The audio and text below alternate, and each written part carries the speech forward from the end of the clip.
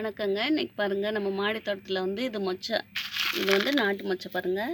இது வந்து நட போகிறேன் பாருங்கள். எதுக்குனாக்கா நம்ம செடிகள்லாம் வந்து கொஞ்சம் டல் அடிக்குது. இது வந்து இந்த ஆடி மாதம்தான் நடணும் இல்லை, நம்ம எப்போனாலும் நடலாம் பாருங்கள்.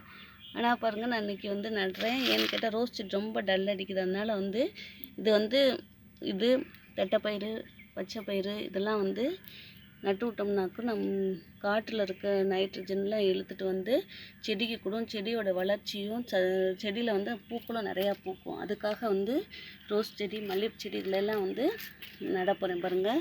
மல்லிகைப்பூ செடி நல்லா தான் வளர்ந்துக்கிட்டு இருக்கு. இருந்தாலும் இது மாதிரி நம்ம அடிக்கடி செய்யலாம். எனக்கு இப்போ தான் டைம் கிடச்சிருக்கு. இல்லை நம்ம வந்து மொச்சை விளைய வைக்கணும் அப்படின்னு நினச்சிங்கன்னா, மாடி தோட்டத்தில் உங்களுக்கு கொடியேற்ற வசதி இருந்துச்சுனாக்கும் நீங்கள் வந்து கொடியேற்றியும் வளர்க்கலாம் பாருங்கள்.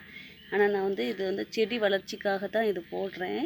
கொஞ்சம் குறிப்பிட்ட அளவு வளர்ந்தோடனே அதை அப்படியே வேரோட பறித்து இந்த செடி அடியிலே போட்டோம்னாக்கும் செடிக்கு நல்லா வந்து சத்து கிடைக்குங்க. அதுக்காக சரியா, நம்ம வந்து இப்படி செய்கிறதுனால நமக்கு வந்து செடியிலோட நல்லா பூக்களும் நிறையா பூக்கும்.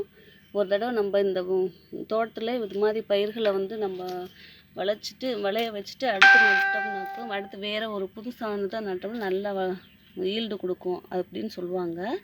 அதுக்காக பாருங்கள், மொச்சை, தட்டைப்பயிறு, பாசிப்பயிறு, பயிர் வகைகள் எல்லாமே வந்து நடலாம். இப்போ நடுற ஒரு காலம்தான். தோட்டங்கள்லாம் வச்சுருந்தீங்கன்னா நட்டு விடலாம். காடுகள்லாம் வந்து நடுவாங்க. இது மாதிரி செடிக்கு வந்து நடும்போது அடிக்கடி நடலாம். நம்ம இந்த மாதம்தான் நடணும்னு இல்லை, நம்ம செடிக்கு உரமாக கொடுக்குறதுக்கு நம்ம எப்போனாலும் செய்யலாம் பாருங்கள். இந்த மெத்தடு இப்படி செஞ்சோம்னாக்கும் செடியோட வளர்ச்சி நல்லாயிருக்கும். பூக்களும் நமக்கு வந்து தொடர்ந்து கொடுத்துக்கிட்டே இருக்கும். இது கீரை செடினால் வச்சுருக்கேன். கீரை நல்லா இன்னும் கொஞ்சம் பெருசாக விட்டு வேரோட பறிச்சிடுவேன். அதனால் மற்ற செடிகள்லாம் பறித்து விட்டுட்டு கொடுத்தாச்சுங்க.